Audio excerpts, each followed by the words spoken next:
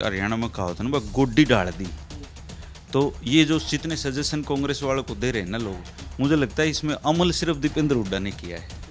सारे इलाज कर दिए उसने, जो जो जो जो आदमी उसको आगे नो बताया गया ना भाई नो कर ले, वो उसने वो ही काम कर दिया। ऐसा गया मैं कुछ दिन पहले लोग ये कह रहे थे कि तभी शैलजा आ जाए एक बार, शैलजा आ जाए एक बार। इसका मतलब क्या है? क्या ये कुछ एक लोग हैं जो ऐसा कहते हैं, या अंदर की आवाज़ है? आपके पास भी कहीं से कुछ चीज़ें आई हैं क्या? तो वहाँ पे एक क्रेज़ है शैलजा को लेकर। आज भी ब्राह्मणों का बहुत बड़ा हिस्सा बीजेपी को ही जा रहा है। आप चाहे उनको कुछ बोल दो, वो बीजेपी का वोटर है आज के दिन, और बीजेपी को ही वोट देगा। तो चौधरी रणजीत चौटाला तो उन्होंने तो माफ़ी मांग ली, वो ना माफ़ी मांग दी तब भी ये वोट उन्हीं को देते। वो सुशील गुप्ता जो है ना, वो कटाई कर रहे हैं दराती लेके फसल की, और उनकी फिर अपनी वीडियोग्राफी करवा रहे हैं, मतलब पूरा फिल्मांकन हो रहा है उनको। अब वो कैंडिडेट दूसरे भी आ गए, नवीन जिंदल की एक फ़ोटो आ गई, कहता जी वो बोरी सिर पे लेके जा रहे हैं। मतलब क्या क्या करना पड़ रहा है इनको? मतलब कोई दोनों में से कोई आदमी नहीं काम करता धूप में जाके, लेकिन वोट के लिए दोनों घूम रहे हैं। एक जाट की ना भैंस गुम होगी, तो बोले भाई जया भैंस पा जाए ना बेटा, तो एक थन का दूध चढ़ा देंगे। भैंस मिली नहीं, बोले पा जाए ना 2 थना का दूध चढ़ा देंगे, फिर भी नहीं मिली। बोले बेटा 3 थना का दूध बाबा के, आखिरी में 4 थन चढ़ा दिए। वो छोरा ने लगा वो फिर भैंस टोन की जरूरत के है, थन तो सारे ही चढ़ा दिया। अरे बोला एक बार भैंस तो पा जान दे, फिर देख लेंगे इन बाब्या ने भी। तो अभी तो ये जो कैंडिडेट हैं आपके, इनसे कुछ करा लो भाई साहब। 5 साल में 1 महीना ये जब इकट्ठे होते हैं ना, बड़ा तजुर्बा आपका भी राजनीतिक, मेरा भी बहुत है, इन लोगों से मिले बहुत हैं। चुनाव नहीं लड़े, पत्रकारिता की है, लेकिन पॉलिटिक्स में बहुत लंबा तजुर्बा, 20 साल हो गए, बाल उड़ गए अपने सिर के। ये जब शाम में इकट्ठे बैठते हैं ये खट्टर साहब के गोड्डी डलवा देंगे करनाल वाले। अगर उन्होंने ये गलती वह करे को नहीं, बहुत शाना आदमी हूँ, पाँव पकड़ेगा, हाथ जोड़ी मांगेगा, फैला नहीं ली। खुद का तो करे ना करे, लेकिन औरों के तो कांड कर रहे हैं हिसार में करके। अगर 9.5 साल खट्टर साहब ने काम किया होता, जोड़ी थोड़ी मांगते यार। इस बार इनका साझा दुश्मन है बीजेपी। भाई एक बार इन्हें लपेट ला, फिर लड़ लेंगे बाद में। तो इस चुनाव में कम से कम मुझे नहीं लगता ये कोई इस तरह का कांटा निकाल, क्योंकि खुद फंसे पड़े हैं। नमस्कार, एक मत पोस्ट में आपका बहुत बहुत स्वागत। मैं हूं सर्वेश कुकरा और मेरे साथ हैं धर्मेंद्र कवारी। धर्मेंद्र कवारी जाने माने जर्नलिस्ट हैं और इनका चैनल है Gurukul of politics. Serious politics को जो लोग पसंद करते हैं वो इनके चैनल से वाकिफ़ हैं, और अगर आप नहीं हैं तो आप भी इनको सब्सक्राइब कर सकते हैं। लाखों की तादाद में लोग इनको देखते हैं और पसंद भी करते हैं। एक कहावत है कि बहुत देर कर दी सनम आते आते। कांग्रेस के साथ में भी ऐसा ही हो रहा है। बात हरियाणा में चुनाव की हो रही है। लोकसभा चुनाव में कांग्रेस टिकटों का बंटवारा नहीं कर पा रही है, टिकटों के लिए कैंडिडेट का सिलेक्शन नहीं कर पा रही है। इसकी वजह क्या है, और हरियाणा में राजनीति कहाँ जा रही है, किस ओर जा रही है, बीजेपी को डेंट कौन दे रहा है, तमाम मुद्दों पे चर्चा करेंगे। धर्मेंद्र जी, कांग्रेस सिलेक्शन नहीं कर पा रही है, मतलब मीटिंग्स पे मीटिंग हो रही है, तो ये कोई इसमें कोई स्पाई तो नहीं घुसे हुए हैं? क्या लगता है? वो कहावत थी, वो बहुत देर कर दी सनम आते आते, यहाँ तो सनम जो है ना आ ही नहीं रहे हैं। देखो ऐसा है, एक बार वो गांव में ना चून मांगणिया जाया करते, तो वो चून मांगणिया जा रहा था और वो सारंगी बजा और चून मांगे। एक कुत्ती पीछे लग गई उसके, वो बेचारा बहुत बचा, फिर भी वो अपने चौतरे बैठ गया और सारंगी बजाने लग गया। 1 घंटा भौंकी कुत्ती, 2 घंटा भौंकी, आखिर में बेहोश होकर पड़ गई। तो उसके ऊपर सारंगी धर के अपना बजाने लगा। गांव के बोले अरे क्या करे है? बोला कुछ नहीं, बस चून तो सारी उम्र मांगने, तो इसकी फड़क काट लिया। तो अभी जो कांग्रेस है ना, देखो टिकट तो देनी है, सख्ती देनी है उनने। अभी तो वो इन सारी दुनिया के रंग ढंग देखने लग रही बीजेपी आने की। देखो कई बार है ना, क्या करें, जल्दी का काम शैतान का होता है।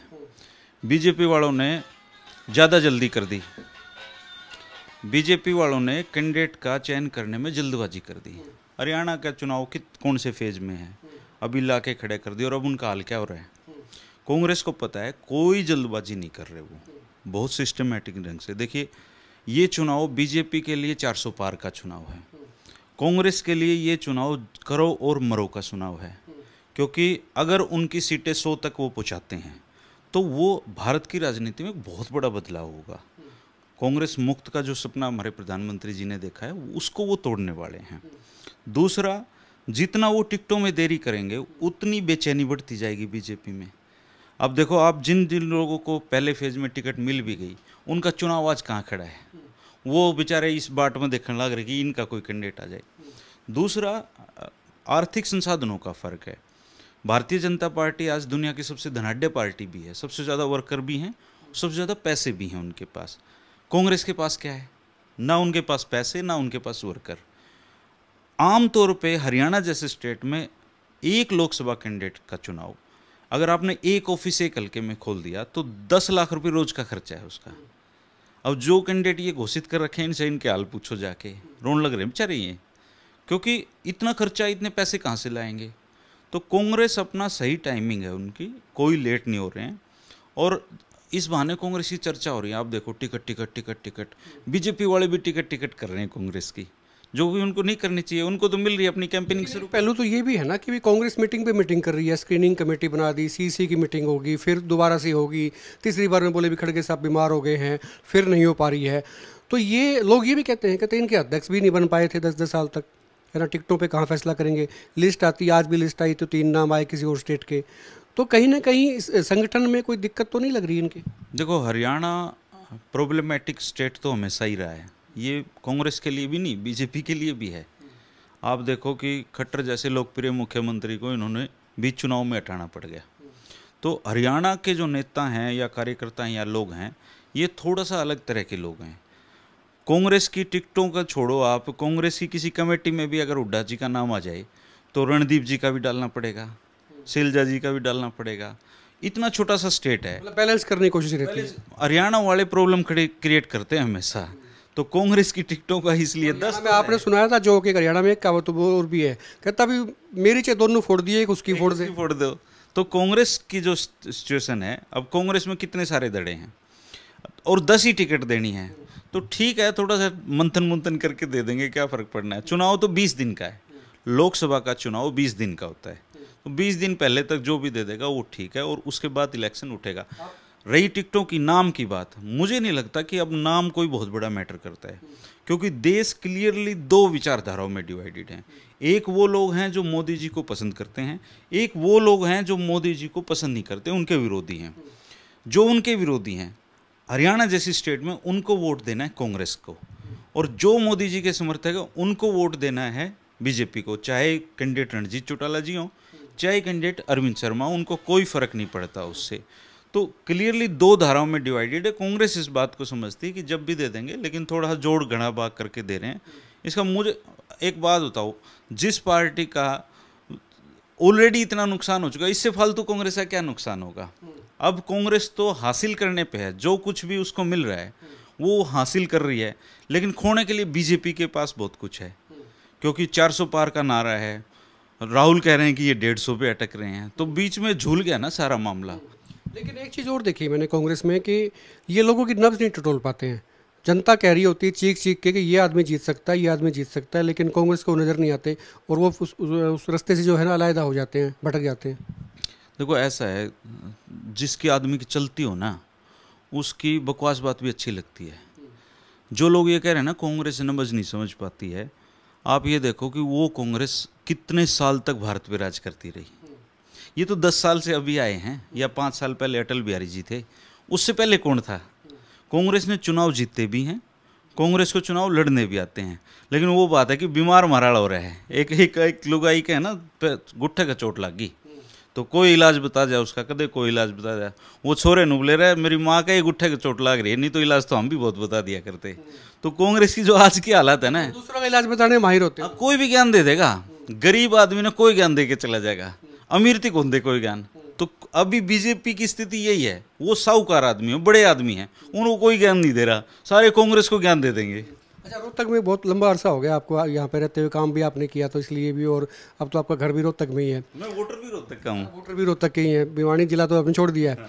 दूसरी बात ये थी कि अभी दीपेंद्र सिंह हुड्डा को तो पहले से मालूम था इलेक्शन लड़ना है, उन्होंने अपना सेट कर रखा था मामला कि मैंने इलेक्शन लड़ना है, जो भी उनकी चीज़ें थी सेट है। उसके इलेक्शन को कैसे देखते हैं, क्योंकि बीजेपी से अरविंद शर्मा आ गए, दीपेंद्र हुड्डा ऑलमोस्ट तय हैं क्योंकि वो खुद इलेक्शन में कैंपेन कर रहे हैं।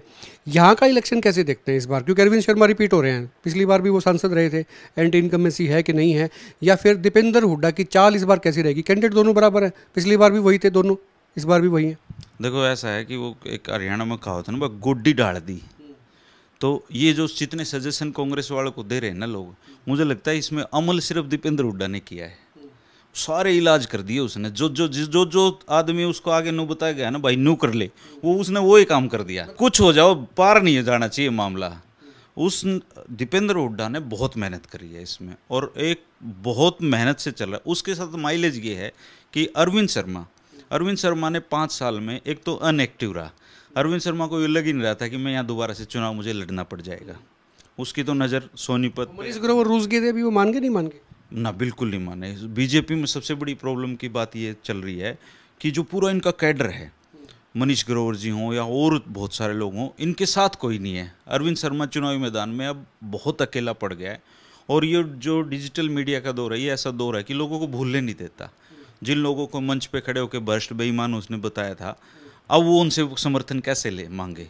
तो वो सिर्फ देख रहे हैं खट्टर जी की तरफ से। उनकी आत्मा आज इंतजार कर रही है मौके का। हाँ, मौके का इंतजार कर रही है। और दीपेंद्र हुड्डा आज के टाइम में, भाई आगे तो पता नहीं मुझे क्या हो जाए, आज के टाइम में दीपेंद्र हुड्डा बहुत अच्छी मेजोरिटी के साथ चुनाव जीतता मुझे लग रहा है। सिरसा गया मैं कुछ दिन पहले, अभी 2-3 दिन पहले मैं लगा के आया, 2 दिन वहाँ डब्बावाड़ी सिरसा। मैंने तंवर साहब के दौरे देखे भी, वो कैसे काम कर रहे हैं। विरोध तो बीजेपी का सब जगह हो रहा है, जेजेपी का भी हो रहा है, उस पर भी बात करेंगे, बीजेपी का भी हो रहा है।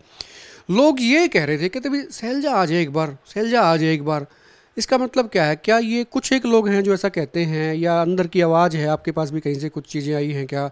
तो वहाँ पे एक क्रेज़ है शैलजा को लेकर। ये चीज़ होती है जी। एक्चुअली क्या है, कांग्रेस से लोगों को कोई उम्मीद नहीं है, लेकिन जो मोदी जी के विरोध में है, जो मोदी जी को हराना चाहते हैं, वो लोग कांग्रेस का चुनाव लड़ रहे हैं। वो लोग आवाज़ें दे रहे हैं कि फलाना कैंडिडेट हो तो हम उसको जिता देंगे। ये जो बेसब्री और बेचैनी है ना लोगों में, ये इसको चौटाला साहब कह रहे हैं ना, आवाज़ हलक न गड़ाए खुदा, कि हलक से निकली हुई एक आवाज़ खुदा की आवाज़ होती है। तो खुदा की आवाज़ दे रहे हैं लोग।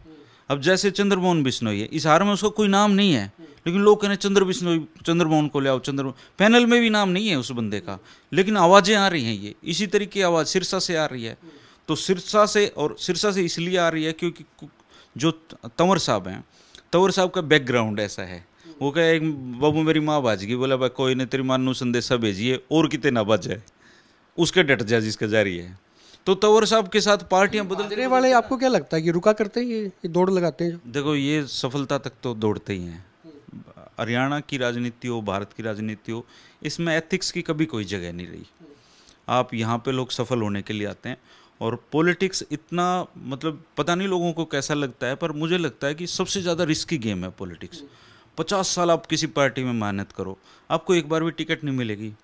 और एक बंदा जो ऑक्सफोर्ड से पढ़ के आया है या हार्वर्ड में पढ़ने लग रहा है, वो आके टिकट भी ले लेता है, जीत भी जाता है और मंत्री भी बन जाता है। तो एक तरफ मेहनत, भाई हमारे बड़े बुजुर्गों ने सिखाया कि मेहनत करो मेहनत करो, मेहनत करनी है तो नारे लगाते रह जाते हैं। और एक बंदा जिसने बिल्कुल मेहनत नहीं की, वो आता है, चुनाव जीतता है और मंत्री बन जाता है। अच्छा, हिसार में आप देखो, हिसार में सिरसा वाले लोग आगे, सिरसा में तो रिजर्व सीट है, वो वहाँ लड़ नहीं सकते थे। चौटाला फैमिली सारी की सारी यहाँ आ रही हैं। देवीलाल के बेटे रणजीत सिंह चौटाला आगे, बीजेपी ने उनको उतार दिया। पहले तो वो घुस गए, अब नैना चौटाला भी अनाउंस हो गई हैं, जेजेपी ने उनको, सुनैना भी करीब करीब INLD की तरफ से तय है। तो ये 3 लोग चौटाला फैमिली से आ रहे हैं, अलग अलग पार्टी से आ रहे हैं।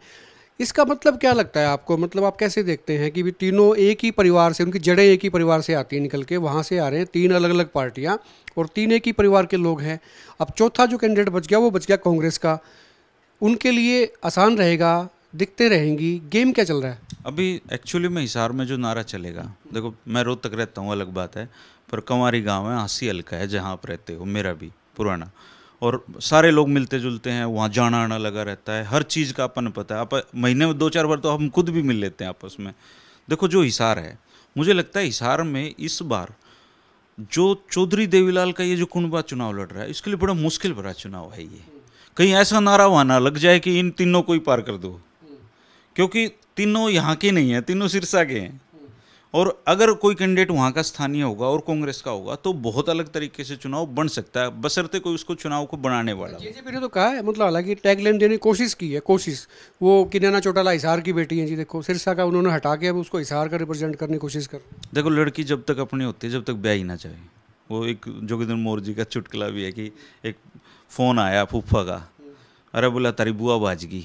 बोला मारी बुआ कौन बाजी, तेरी बहू बाज गई। बोला फिर किस तरह बहू बाज गई भाई? फूफा किसने कहोगे, बोले हम तो उसने कह लेंगे जिसकी गेल्लेबाजी है।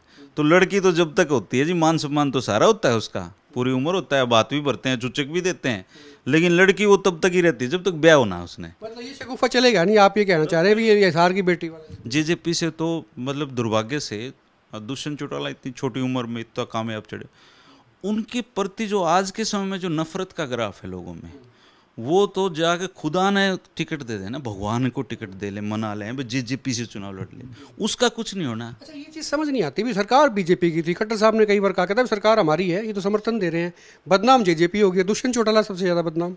देखो जी, जनता है ना बड़ी शानी है, वो एक एक चीज़ नोट करती है, कौन खा रहा है, कौन खिला रहा है, कौन मजे कर रहा है, किसने काम किया, किसने नहीं किया।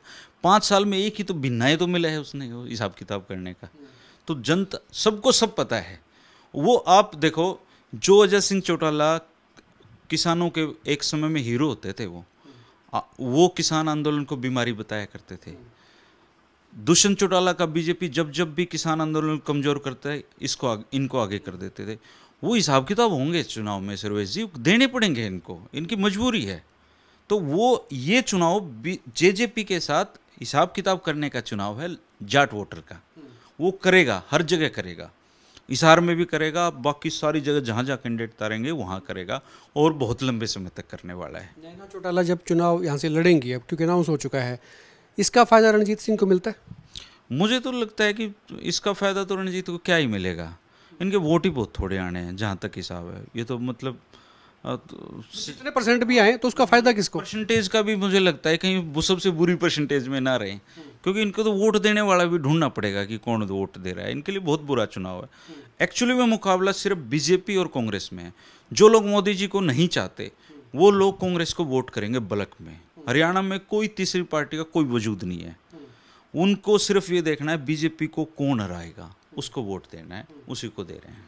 ब्रजेंद्र सिंह बीजेपी छोड़ के चले गए थे, कांग्रेस में एज ए सिटिंग एमपीओ शामिल हुए थे, तो लिहाजा जाहिर सी बात है कि भाई कांग्रेस उनको तवज्जो देगी, सम्मान तो देगी। और ये माना भी जा रहा है भी हिसार से ब्रजेंद्र सिंह आ सकते हैं, जब आएगा तब पता लगेगा, हालांकि कुछ भी हो सकता है, जब तक नहीं आए तब तक, इसलिए शायद वो बैठे भी हैं, फील्ड में नहीं आए हैं।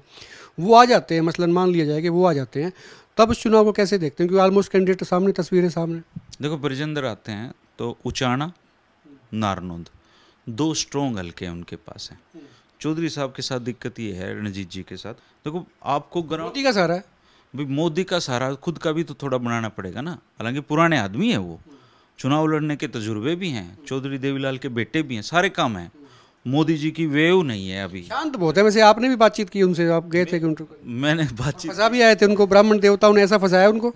दुर्भाग्य से उनको परेशान करने का जो इंटरव्यू था मेरा, उसमें वो उन्हीं की, मैंने तो वो वायरल भी नहीं किया, वो इंटरव्यू का किसी ने हिस्सा निकाला और वो वायरल हो गया। उसमें कुछ एडिशन भी कर दिया गया था उसमें, लाइनों में सच्ची थी और बेवजह का विवाद बन गया। लेकिन चुनाव में बात का बतंगड़ ना बने तो फिर चुनाव कैसा? वो अब भी मुश्किल से, जो उनको लगता है कि कहीं भी मतलब जो है ना, कभी ब्राह्मण सारे मान गए हैं, नहीं मान गए आज तक जो है ना, हालांकि वो उन्होंने माफ़ी मांग ली, माफ़ कर दिया। देखो, हरियाणा में आप रहते हो, चौधरी छोटू राम को गाली दे के 1 वोट लेके दिखाओ। हरियाणा में आप रहते हो, ब्राह्मणों को बीजेपी वाले रोज गाली देते हैं। पंडित नेहरू को बीजेपी जितनी गालियाँ निकालती शायद ही दुनिया में कोई निकाल सकता हो, लेकिन फिर भी ब्राह्मण बीजेपी को ही वोट देते हैं। आज भी ब्राह्मणों का बहुत बड़ा हिस्सा बीजेपी को ही जा रहा है। आप चाहे उनको कुछ बोल दो, वो बीजेपी का वोटर है आज के दिन, और बीजेपी को ही वोट देगा।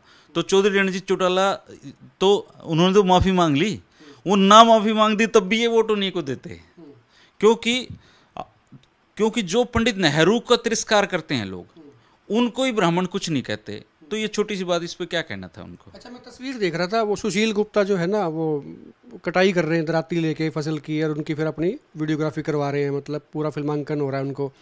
अब वो कैंडिडेट दूसरे भी आ गए, नवीन जिंदल की एक फ़ोटो आ गई, कहता जी वो बोरी सिर पे लेके जा रहे हैं।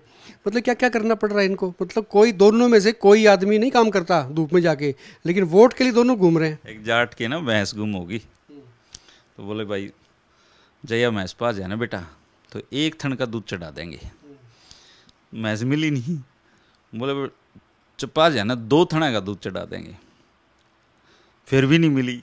बोले बेटा 3 थना का दूध बाबा गए, आखिरी में 4 थन चढ़ा दिए। तो छोरा ने लगा वो फिर भैंस टोन की जरूरत के है, थन तो सारे ही चढ़ा दिया। अरे बोला एक बार भैंस तो पा जान दे, फिर देख लेंगे इन बाब्या ने भी। तो अभी तो ये जो कैंडिडेट हैं आपके, इनसे कुछ करा लो भाई साहब। 5 साल में 1 महीना ये जब इकट्ठे होते हैं ना, बड़ा तजुर्बा आपका भी राजनीतिक, मेरा भी बहुत है, इन लोगों से मिले बहुत हैं, चुनाव नहीं लड़े, पत्रकारिता की है, लेकिन पॉलिटिक्स में बहुत लंबा तजुर्बा, 20 साल हो गए, बाल उड़ गए अपने सिर के। ये जब शाम में इकट्ठे बैठते हैं ये, और इनकी रिश्तेदारी हैं आपस में। देखो आम आदमी के लिए तो पॉलिटिक्स एक गंभीर विषय है, इन लोगों के लिए पॉलिटिक्स एक उद्योग है, राजनीति एक पेशा है इनका। तभी तो आप देखो करोड़ों अरबों रुपए की संपत्ति होते हुए भी लोगों के सामने 1 महीना हाथ जोड़ते हैं ना, वो इसलिए जोड़ते हैं क्योंकि 4 साल 11 महीने मजे करो, 1 महीना अपनी शर्म खुट्टी का बांध के ये जनता के बीच में आ जाते हैं। इस दौरान इनसे आप गोसे पथवा लो, आप इनका गोसी मार लो, आप इनको जलील कर लो, इनको कोई कत्ती फर्क नहीं पड़ता। ये शाम को जाके ठाके मार के हंसते हैं कि हाँ वो बेवकूफ़ मिले थे, वो मेरे को आज ये बोल गए। कितने लोग होंगे ऐसे, कितने परसेंट होंगे? मुझे नहीं लगता कि कोई 1% भी ऐसे लोग होंगे जो इनकी तस्वीर देख के, फोटो जो खिंचवाते हैं, दराती लेके फसल काट दी, कणक काट दी, अरे एक ने बोरी लेके मंडी में यहाँ से लेके वहाँ तक डाल दी, इससे वोट मिलता है। ब्याह में बाजा ने कोई सुना है आजकल? कोई नहीं सुनता, फिर भी बाजा मंगवाओ है ना, तो ये रस्मी फोटो हैं, करने पड़ते हैं। अब ब्याह में लाइट को कोई देखता है? चश्मू लट्टू लगाने पड़ते हैं भाई, लाइटिंग में ना ब्याह सस्ता है। खट्टर साहब कह रहे हैं, कहते मेरे को तो लोगों ने कह दिया, कहता भी नामांकन भरने आ जाना, नामांकन भर के चले जाना, जितवा देंगे आपको सबसे ज़्यादा वोटों से। खट्टर साहब ना, मैं तो कहता हूँ ऐसा ही करें, खट्टर साहब के गोडी डलवा देंगे करनाल वाले। अगर उन्होंने ये गलती, वह करेगा नहीं, बहुत शाना आदमी हूँ, पाँव पकड़ेगा, हाथ जोड़ी मांगेगा, फैला नहीं ली, खुद का तो करे ना करे, लेकिन औरों के तो कांड कर रहे हैं हिसार में करके। सबसे पहले कैंडिडेट है हरियाणा में जिन्होंने जोड़ी मांग ली। अगर 9.5 साल खट्टर साहब ने काम किया होता, जोड़ी थोड़ी मांगते यार। जोड़ी तो अपना कोई लोकल कैंडिडेट्स किसी से आप पूछोगे, वो कभी जोड़ी ना मांडे, वो 7 पुस्तकों तक याद रखा जाता है जोड़ी मांडी भाई उसने। हिसार में जो अध्याय पढ़ गए हो भजनलाल जी का, तो ये आपको क्या लगता है, कोई डेलिबरेटली हुआ या उनकी टंग स्लिप करती है आजकल? वो बड़े शाने पॉलिटिशियन है, बहुत तेज आदमी है, उन्होंने सोच समझ के ये कहा। एक्चुअली में उसके पीछे एक ग्राउंड है। विधायक क्योंकि मीटिंग हुई, विधायकों की मीटिंग में उन्होंने भव्य बिश्नोई से पूछा कि आपके यहाँ रैली कब करनी है। देखो विधायकों की मीटिंग किसने बुलाई? सीएम ने, लेकिन ली किसने? खट्टर ने। किस हैसियत से मीटिंग ले रहे हैं ये भी किसी को नहीं पता, क्योंकि अध्यक्ष भी नायब सैनी है, मुख्यमंत्री भी नायब सैनी है। नायब सैनी बैठते हैं बगल में, वो मीटिंग लेते हैं खट्टर साहब। और खट्टर साहब का आज तक मुझे नहीं लगता कि किसी एसपीडीसी के पास नायब सैनी का फ़ोन भी आया होगा। तो सुपर सीएम कौन है? मनोहर लाल जी। मनोहर लाल जी ने भव्य बिश्नोई से पूछा कि आपके यहाँ कब की रैली रखूँ, तो उन्होंने कहा जी लोग थोड़े नाराज़ हैं क्योंकि हमारी टिकट कटी है, मैं पूछ के बता दूंगा। बहुत शालीनता से भैया ने जवाब दिया। तो उन्होंने कहा कि पूछना क्या है, लोग नाराज़ हैं या तुम नाराज़ हो? बोले जी लोग ही नाराज़ हैं, लेकिन मैं पूछ के बता दूंगा। इस बात की खुन्नस उन्होंने मन में ला ली और जाके अगले दिन ये कांड कर दिया। ये भी कह रहे हैं, कहते कुलदीप बिश्नोई फ़ोन नहीं उठा रहे उनके। ऐसा नहीं है, कुलदीप बिश्नोई जी की इतनी हैसियत नहीं है कि वो उनके फ़ोन ना उठाएं। इस देश में ना ईडी सीडी पता नहीं क्या क्या चल रहा है। तो आज के दिन मनोहर लाल खट्टर का हरियाणा का कोई पॉलिटिशियन फ़ोन ना उठाए, पॉलिटिशियन तो छोड़ो, पत्रकार मुझे फ़ोन कर दे, मैंने भी उठाना पड़ेगा उनका फ़ोन, आपने भी उठाना पड़ेगा। आज के दिन कोई उनके फ़ोन को इग्नोर नहीं कर सकता, एसपीडीसी नहीं करते। तो कुलदीप बिश्नोई जी क्या करेंगे? कुलदीप बिश्नोई जी पे तो अभी तो बीजेपी में आने के बाद तो कुलदीप जी, चर्चाएं इस बात की भी आपके पास में आई है कि नहीं आई है, या इसको रेक्टिफाई करेंगे कि भाई मनोहर लाल जी ने कहा कि भाई मेरे से हमने रिकमेंड किया, मतलब उन्होंने जताने की कोशिश की कि नायब सैनी का नाम रिकमेंड हमने किया और मैंने जो है यूँ लगा लीजिए कि नायब सैनी को मुख्यमंत्री कुर्सी पर बैठाया। लेकिन कुछ सोर्सेज ये भी कहते हैं कि भाई नहीं, नायब सैनी का नाम तो ओबीसी के तौर पे जो भी फिगर रही हैं सीधा दिल्ली से आया था, कहता भाई इसको जो है ना कुर्सी बिठाना है। और लोग ये भी कह रहे हैं, कहता इंतजार कर रहे हैं बाई इलेक्शन हो जाए, जीत के आ जाऊँ, फिर तेवर दिखाऊँ। देखो ऐसा है, कोई भी आदमी खुशी खुशी या जो कुर्सी है ना सर्वेश जी, या भी कौन छोड़ दूँ मैं आप खातर, मुख्यमंत्री को तो कौन छोड़ता है किसी के लिए। एक सर्वे हुआ था बहुत बड़े पैमाने पे, बीजेपी करवाती रहती है। उस सर्वे में यह आया था कि मनोहर लाल खट्टर जी से जनता बुरी तरीके से नाराज़ त्रस्त है, इनको हटाना चाहिए। चूँकि वो मोदी जी के दोस्त हैं तो मोदी जी ने शायद उनको ये अवसर दे दिया होगा, भाई तने तो हटाना पड़ेगा, तू अपनी पसंद का कोई आदमी बना ले। जैसे चौधरी बंसीलाल जी को इंदिरा गांधी जी ने ये फ्रीडम दी थी कि भाई अपनी पसंद का मुख्यमंत्री तुम बना लो। ऐसा कयास लगाया जा रहा है कि ऐसा हुआ होगा संभवतः। ऐसा देखो बंद कमरों की मीटिंग में क्या हुआ होगा क्या पता, छन छन के बातें सामने आती हैं। तो चौधरी बंसीलाल जी ने मुख्यमंत्री बनाया था बनारसी दास गुप्ता जी को, तो मनोहर लाल जी ने मुख्यमंत्री बना दिया नायब सैनी जी को। लेकिन बनारसी दास जी थोड़े समय के बाद अपना तेवरों में आए थे, लेकिन बंसीलाल जी ने उनके तेवर दबा दिए। तो हो सकता है नायब सैनी जी कोशिश कर रहे हों, छटपटा रहे हों। या देखो हरियाणा का जो तेवर है, मिजाज है, यहाँ की संपूर्ण, अगर आप उसको इसका सोशल अध्ययन करने की आप कोशिश करोगे, हरियाणा के आदमी को घर में भी कमजोर नेतृत्व नहीं चाहिए होता है। मतलब बाबू भी हो तो अपना अकड़ू हो, सब यही कई बार राजनीति में हुआ है। मास्टर हुकम सिंह का एग्जाम्पल भी है। देखो मास्टर हुकम सिंह जी, एक उनसे पत्रकारों ने पूछ लिया था कि आप तो डमी सीएम हो। बोले हाँ भाई, मैं तो डमी का भी डमी हूँ, उन्होंने कही। लेकिन उस दौर का अगर आप डाटा निकलवा के देखो, चूंकि मैं पढ़ता हूँ सारी चीज़ें, मास्टर हुकम सिंह ने इतने छोटे टेनओवर में भी बहुत काम करवाए थे। ऐसा नहीं है कि चौटाला साहब की बात मानते थे, वो अपना काम भी करवाए उन्होंने। जिस हल्के संभावनाएं लगती हैं कि नायब सिंह सैनी के तेवर बदल सकते हैं? जीरो संभावनाएं। आप कमजोर मानते हैं उनको? वो नहीं, उनकी पर्सनैलिटी वैसी नहीं है। देखो एक इतने बड़े बड़े शान होते हैं कि कभी वो सिर से उतर नहीं पाते। मतलब एक आदमी जिसने मनोहर लाल जी के एक सहयोगी के रूप में काम किया हो, उनको घर बैठे बैठे लोकसभा का सांसद बनवा दिया, फिर अध्यक्ष बनवा दिया, फिर हरियाणा का मुख्यमंत्री बना दिया। कुछ है ना, शान उतरते नहीं, तो नायब जी भी नहीं उतार पाएंगे ये शान। अब बट ठीक है, हरियाणा के एक इतिहास, जब वो बच्चे जीके के क्वेश्चन याद करेंगे कि हरियाणा के मुख्यमंत्री, तो उसमें नायब सैनी जी का नाम आ जाएगा भाई, मनोहर लाल खट्टर के बाद ये मुख्यमंत्री था। इस टॉपिक एक छोटा सा और उस पर डिस्कस कर लेते हैं। ये जो कांटा निकालने वाली परंपरा कांग्रेस में एक रही है, क्योंकि गुट बहुत हैं, भूपेंद्र सिंह हुड्डा गुट, रणदीप सुरजेवाला गुट, शैलजा गुट, वटेवर सो। ये कांटा निकालने वाली परंपरा इस चुनाव में आपको क्या लगता है कि नज़र आ सकती है? बंटाधार खुद कर सकते हैं, हिट विकेट हो सकते हैं? देखो जब आदमी के हितों पे बात आती है ना, इंसान के, उसको लगता है कि मैं मर रहा हूँ, तो फिर है ना वो दूसरों को मारने पे ध्यान नहीं देता। अभी कांग्रेसियों की स्थिति बहुत बुरी है, इनका ये आखिरी चुनाव है और राहुल गांधी सारी चीज़ें देख रहा है। इनको पता है कि इस बार गड़बड़ होगी तो विधानसभा में गड़बड़ तय है।